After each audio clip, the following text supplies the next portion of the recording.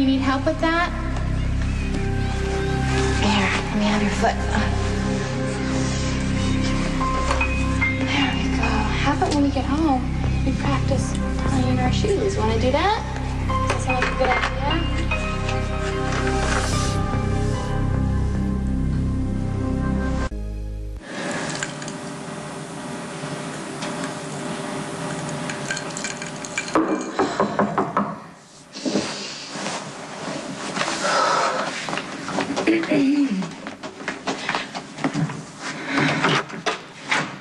Hi. All right, you sounded upset. Thank you for coming over. I hope I didn't worry you. I just need some legal advice from my brilliant attorney, legal mother.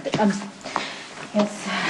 If Amelia Jaffe is trying to hold you to that absurd career by dragging up your past, that's not gonna happen. This has absolutely nothing to do with Amelia for once. And thank you. Thank you for saying my past instead of bringing up and saying maybe all those men that I built and, of course, the one that I killed. That was very nice of you. You were exonerated, and that was self-defense. Yeah, until I look at myself in the mirror and I see all of the women that I pretended to be staring at me, and I tell myself that I had reasons. Nobody knows more than I do. To pay for Danny and rent. Nobody and knows a car more than and I to cover do that for it was father. an untenable situation. That's nice. That's really, really nice. An unattainable situation. There were other ways I could have dealt with it. I did not have to go to the extreme, but I did. Somehow I always do. I realize that my attempts to help you in the past have been disastrous, but I'm willing to give this another try. Have a seat.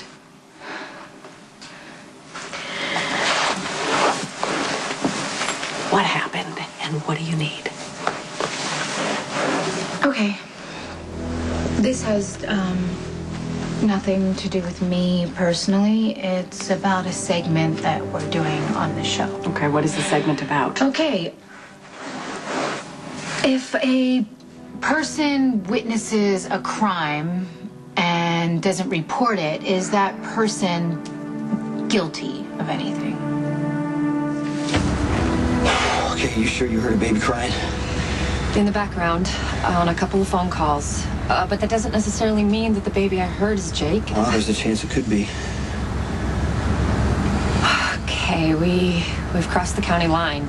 You have just officially jumped bail on the charge of first-degree murder. You're a fugitive. What can I say? I'm used to it. Well, I'm not. I prefer not to be arrested as an accomplice. Okay, listen, if this Maureen Harper has Jake, she knows that you've heard him crying on the phone, and she could be planning a run. That's why I hope that we get to him first. Maureen's baby girl died of smoke inhalation in a house fire. Maureen blames herself because she got her 3-year-old son out first. When Sam did the interview with her, Maureen was wrecked after the taping, overwhelmed with grief and guilt. She left the studio looking like the walking wounded. A few hours later, Jake disappeared.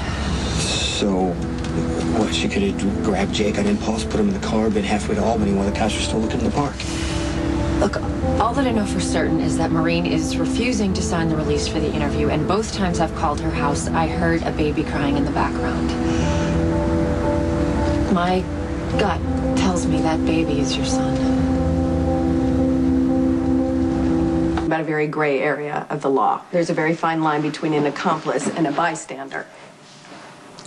Okay, let's just say that there's a crime in progress and the person is just there. Watching. Yeah. Speaking hypothetically, if someone sees something and it affects the outcome of the crime, yes, they're accountable. Even if the person's just there watching, seeing it, and doesn't report it. I mean, are they guilty of anything under the law? It depends on what they saw.